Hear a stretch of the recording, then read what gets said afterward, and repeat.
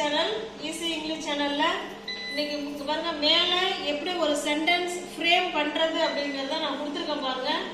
யார் யார் செய்யும் செயல் என்ன இல்ல எப்படி செஞ்சாங்க, யாரை யாருக்கு யாருடன் எங்கே எப்போது கொடுத்துருங்க இல்லைங்களா. இந்த பாக்ஸை நல்லா கரெக்டா பாத்துக்குங்க. இந்த பாக்ஸ் படி தான் நம்ம இந்த சென்டென்ஸை நம்ம அமைக்க போறோம். ஒரு சென்டென்ஸ் கொடுத்துருக்கோம் பாருங்க. இதை நீங்க கரெக்டா நோட் பண்ணி வச்சுக்கிட்டீங்கன்னா இதே மாதிரி தான் மேக்சிமம் இங்கிலீஷ்ல சென்டென்ஸ் ஃப்ரேம் பண்ற மாதிரி இருக்கும். இப்போ நான் சென்டென்ஸ் கொடுத்துருக்கேன் பாருங்களேன். நான் என் நண்பர்களுடன் கிரிக்கெட் விளையாடினேன் அப்படின்னு கொடுத்துருக்கேன். இதுல யாருங்கிறது சப்ஜெக்ட்டுங்க. இந்த இடத்துல யாருங்கிறது யாரை குறிக்குதுங்க? சப்ஜெக்ட். இதுல யாரு சப்ஜெக்ட்? நான் தான், என்ன பத்தி தான் பேசுது. இந்த சென்டென்ஸ் யாரை பத்தி பேசுதுன்னா என்ன பத்தி தான் பேசுது, நான். அப்ப ஃபர்ஸ்ட் ஐ கண்டுபிடிச்சிட்டாங்களா? இந்த நான் வந்து என்ன செய்யறாங்க? செய்யும் செயல். அவங்க என்ன செய்யறாங்க நல்லா கவனிங்க. அதுல அவங்க என்ன வேலை பண்றாங்க, என்ன செய்யறாங்க? விளையாடுறாங்க. அவங்க என்ன பண்றாங்க? விளையாடுறாங்க. இப்ப விளையாடுறதுக்கு இங்கிலீஷ்ல என்ன சொல்லுவோம்? பிளே. பிளே. இத நல்லா கவனிங்க. விளையாடினேன் அப்படின்னு சொல்லிருக்கேன், அது முடிச்சு போன விஷயம். அப்ப பாருங்க நல்லா கவனிங்க. Play played played past tense இருந்தா verb to தான் போடணும். ஏன்னா விளையாடினேன் அப்படின்னு கொடுத்திருக்கேன். இப்ப play போடாம அது கூட என்ன போடணுங்க? played. இப்ப செய்யும் செயல் வந்துருச்சா? அடுத்தது என்ன செஞ்சேன்? விளையாண்டன்னு சொல்லிட்டோம். என்ன விளையாண்ட? கிரிக்கெட் விளையாண்ட. அப்ப என்ன எழுதணும்? கிரிக்கெட். ஓகேங்களா? என்ன செஞ்சங்கிறதுக்கு ஆன்சர் வந்துருச்சு. அடுத்த பாக்ஸ் பாருங்க. யாரை யாருக்கு இல்ல யாருடன் விளையாண்ட அப்படின்னு இப்ப நம்ம கேட்க போறோம். அது क्वेश्चन என்ன? நான் வந்து யாரு கூட நான் விளையாண்டேன்? என் நண்பர்களுடன். வந்துருச்சுங்களா? அந்த யாருடன்ங்கிறதுக்கு ஆன்சர் இருக்குங்களா? அப்ப ஐ பிளேட் கிரிக்கெட் மை ஃப்ரெண்ட்ஸ். நான் என்னோட ஃப்ரெண்ட்ஸுங்களுக்கு கூட நான் என்ன பண்ணேன்? கிரிக்கெட் விளையாண்டேன் அப்படின்னு சொல்றேன். அடுத்தது பாருங்க. எங்கேங்கிறதுக்கு ஆன்சர் இருக்கா? எங்க விளையாண்டன்னு ஏதாவது இருக்கா இந்த லைன்ல? இல்ல. எப்ப விளையாண்டன்னு இருக்கா? இல்ல. ஓகேங்களா? இவ்வளவுதாங்க. நான் என் நண்பர்களுடன் கிரிக்கெட் விளையாடினேன் அப்படிங்கிறதுக்கு I played cricket my friends. என் ஃப்ரெண்டோட நான் கிரிக்கெட் விளையாண்டேன் அப்படின்னு சொல்றேன். இதையே நான் என் நண்பருடன் நேத்து நான் கிரிக்கெட் விளையாண்டேன் அப்படின்னா இந்த நேத்துங்கிறது தான் எப்போது. கடைசியில இருக்கு பாருங்க, அதுதான் எப்போது. இப்ப எப்போதுக்கு ஆன்சர் என்னங்க? எஸ்டர்டே. நான் நேத்து விளையாண்டேன் அப்படின்னு சொல்றோம். ஓகேங்களா? எஸ்டர்டே நான் நேத்து கிரிக்கெட் என்னுடைய நண்பர்களுடன் விளையாண்டேன்னு சொல்றோம். உங்களுக்கு புரியுதா? இந்த பாக்ஸ் படி தான் நம்ம சென்டென்ஸ் அமைக்கணும். மேக்சிமமான சென்டென்ஸ் இந்த பாக்ஸ்ல இருக்கிற மாதிரியே நம்ம சென்டென்ஸ் நம்மளால அமைக்க முடியும். அடுத்ததா பாருங்க.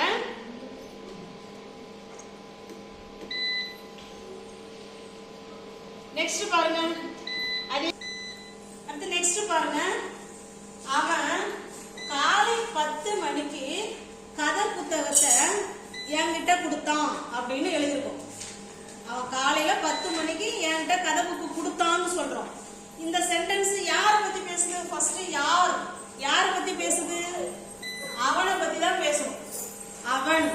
அவனுக்கு என்னங்க இங்கிலீஷ்ல? he. சூப்பர்.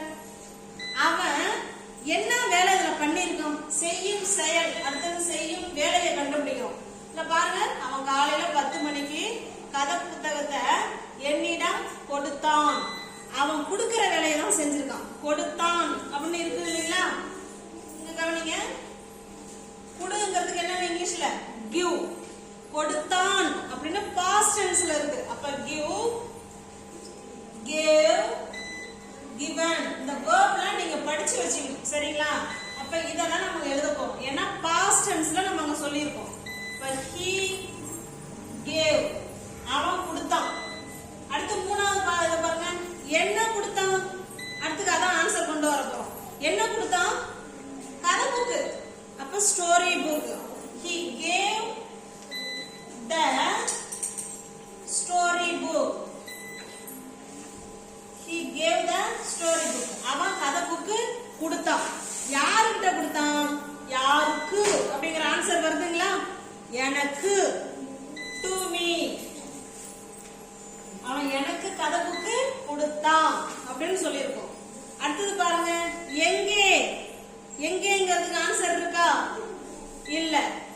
கொடுத்தான்? காலையில 10 மணிக்கு கொடுத்தான். காலையில 10 மணிக்கு கொடுத்தான். அப்ப என்ன எழுதலாம்? at 10 AM. அவ்வளவுதான். ஆன்சர் பாருங்க. He gave the storybook to me at 10 AM. காலைல 10 மணிக்கு என்கிட்ட கதை புக்கு கொடுத்தான் அப்படின்னு சொல்லணும். அப்ப இந்த இது படிதான் நம்ம சென்டென்ஸ் மேக் பண்ணணும். நீங்களும் இதே போல ஒரு நோட் ஒன்னு வச்சுக்கிட்டு இத ஃபர்ஸ்ட் மேல எழுதி வச்சுக்கீங்க. அதுபடி நீங்க ஒரு சென்டென்ஸ் எழுதி பாருங்க. இது வந்து பாஸ்ட் டென்ஸ் தான் இப்ப பயன்படுத்தணுமாலாம் கிடையாது. எல்லா டென்ஸும் எல்லா சென்டென்ஸும் இதுபடி மேக்ஸிமம் 70% அமைக்கலாம். ஓகேங்களா? நெக்ஸ்ட் பாருங்க.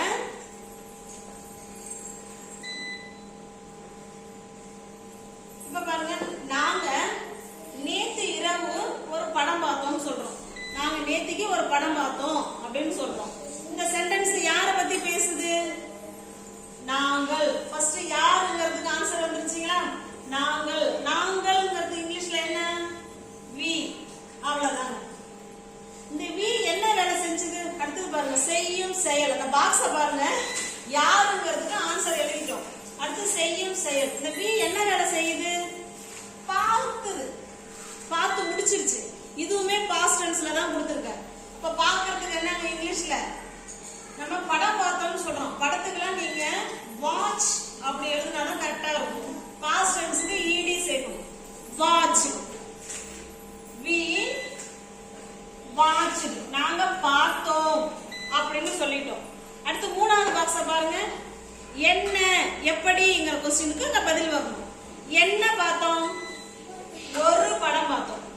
ஒரு படம். we watched a movie. a movie னா ஒரு படம் பார்த்தோம்.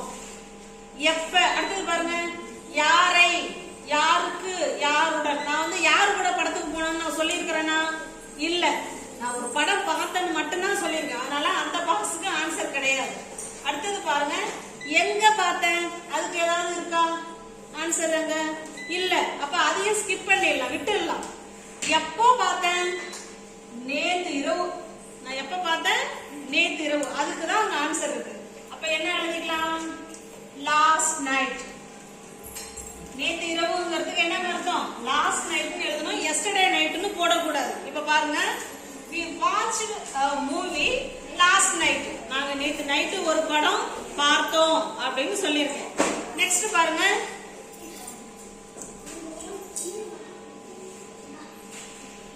அவள் 3 நாளைக்கு முன், அவ 3 நாளைக்கு முன்னாடி கோவிலுக்கு சென்றாள் அப்படின்னு சொல்லியிருக்கோம். அவள் 3 நாளைக்கு முன்னாடி கோவிலுக்கு போனா அப்படின்னு சொல்றோம். அவ இன்னைக்கெல்லாம் கோயிலுக்கு போல, 3 நாளைக்கு முன்னாடி எல்லாம் கோயிலுக்கு போனா அப்படின்னு சொல்ல போறோம். இப்ப இதுல பாருங்க, இந்த பாக்ஸ் படி இந்த சென்டென்ஸை நம்ம அமைக்க போறோம். இதுல பாருங்க, யாரு கோயிலுக்கு போனது? அவள். அவதான் கோயிலுக்கு போனா. இதுதான் யாருங்கிற ஆன்சருக்கு இவங்க.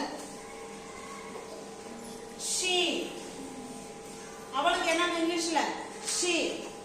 அவன் என்ன வேலை செஞ்சா? செஞ்ச வேலை என்ன? அதை கண்டுபிடிங்க. 3 நாளைக்கு முன்னாடி கோயிலுக்கு சென்றாள். போகிறதுதான் அவன் செஞ்ச வேலை. அப்ப இங்கிலீஷ்ல என்னங்க போகிறதுக்கு? இங்கிலீஷ்ல go. சென்றாள் அப்படின்னு பாஸ்ட் டென்ஸ்ல கொடுத்திருக்கோம். அப்ப go, went போடணும் அந்த இடத்துல. ஓகேங்களா? she went. அவ போனா அப்படின்னு சொல்லியிருக்கோம். மூணாவது பாக்ஸ் பாருங்க, எங்க போனா, எப்படி போனா அப்படின்னு கேட்கிறோம். எங்க எங்க போனா? she went to, கோயிலுக்கு போனான்னு சொல்றோம் இல்லையா? she went to the temple. இங்க பாருங்க, என்னங்கிறதுக்கு ஆன்சர் கிடையாது. யாரு கூட, யாருக்கு, யார, அதுக்கும் ஆன்சர் இல்ல. எங்கே, அங்க இருக்கு பாருங்க. எங்கே போனா? கோயிலுக்கு போனா. எப்ப போனா? 3 நாளைக்கு முன்னாடி. 3 நாளைக்கு முன்னாடி. அப்ப 3 days ago. 3 நாளைக்கு முன்னாடியே போனா. இப்ப புரியுதா? நல்லா பாருங்க. she went to the temple 3 days ago.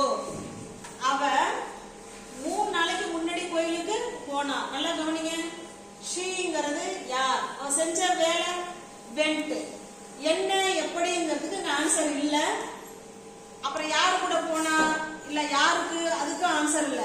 இந்த ஃபோர்த் ஒண்ணுக்கு பாருங்க, எங்க போனா, கோயிலுக்கு போனா, எப்பொழுது, 3 நாளைக்கு முன்னாடி. இப்ப இந்த பாராவில் இருக்கிற மாதிரி தான் இந்த சென்டென்ஸ் அமையும். ஓகேங்களா? உங்களுக்கு இது கிளியரா இருக்குன்னு பாக்குறேன். உங்களுக்கு கிளியரா இருக்கும் நம்புறேன். நெக்ஸ்ட் பாருங்க, இந்த சென்டென்ஸுக்கு ஆன்சர் என்ன வரும்ங்கறத நீங்க தான் கமெண்ட் பாக்ஸ்ல கமெண்ட் பண்ணணும். ஓகேங்களா? நான் தினமும் பள்ளிக்கு செல்கிறேன் அப்படின்னு கொடுத்துருக்கேன். இது உங்களுக்கு ஆன்சர் தெரிஞ்சிச்சுன்னா வீடியோவை பாஸ் பண்ணிட்டு கமெண்ட் பாக்ஸ்ல கமெண்ட் பண்ணுங்க. இப்ப நான் உடனே ஆன்சரும் இங்க கொடுக்கறேன். நீங்க கொடுக்கற ஆன்சரும் இந்த ஆன்சரும் கரெக்டா இருக்கான்னு பாத்துக்கோங்க. இப்ப இந்த இடத்துல பாருங்க, யார் போறது, நான் போறேன். நான் என்ன பண்றேன், செய்யும் வேலை என்ன, நான் போறேன். செல்கிறேன் தான் கொடுத்துருக்கேன். அங்க போய் நீங்க கோ வென்ட்னு போட்ட கூடாது. ஏன்னா அது பாஸ்ட் டென்ஸ் இல்ல. செல்கிறேன், போயிட்டே இருக்கிறேன். ஓகேங்களா? ஐ கோ, நான் போறேன். என்ன எப்படிங்கிறது எங்கேயாவது ஆன்சர் இருக்கா? நான் எப்படி போறேன்னு எங்கேயாவது ஆன்சர் இருக்கா? இல்ல. நான் யாரு கூட போறேன்னு ஆன்சர் இருக்கா? இல்ல. எங்கே, அதுக்கு ஆன்சர் இருக்கு. நான் எங்க போறேன், ஸ்கூலுக்கு.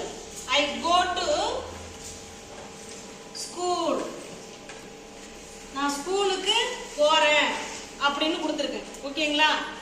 எப்போது, எப்போதுங்கிறதுக்கு ஆன்சர் இருக்குங்களா? இருக்கு பாருங்க. தினமும், தினமும்னா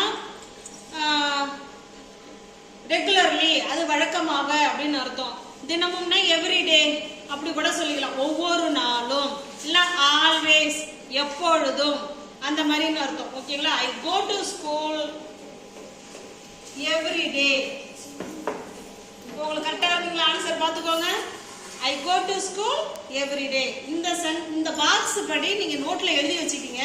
இது ரொம்ப ரொம்ப முக்கியம். ஒரு இங்கிலீஷ் பேசணும் இல்ல இங்கிலீஷ் கத்துக்கணும்னு ஆர்வம் இருக்கிறவங்க இந்த தமிழை இது மாதிரி எழுதி வச்சுக்கிட்டு நீங்க இது போல நிறைய சென்டென்ஸும் உங்களால பேச முடியும், எழுதவும் முடியும், பிழை இல்லாம உங்களால பேச முடியும். ஓகேங்களா? வீடியோ பிடிச்சிருக்கு அப்படின்னா சேனலை சப்ஸ்கிரைப் பண்ணி வச்சுக்கோங்க. தெரிஞ்ச ஃப்ரெண்ட்ஸுக்கு ஷேர் பண்ணுங்க, லைக் பண்ணுங்க. பிடிச்சிருந்தா கமெண்ட் பண்ணுங்க, லைக் பண்ணுங்க. தேங்க்யூ.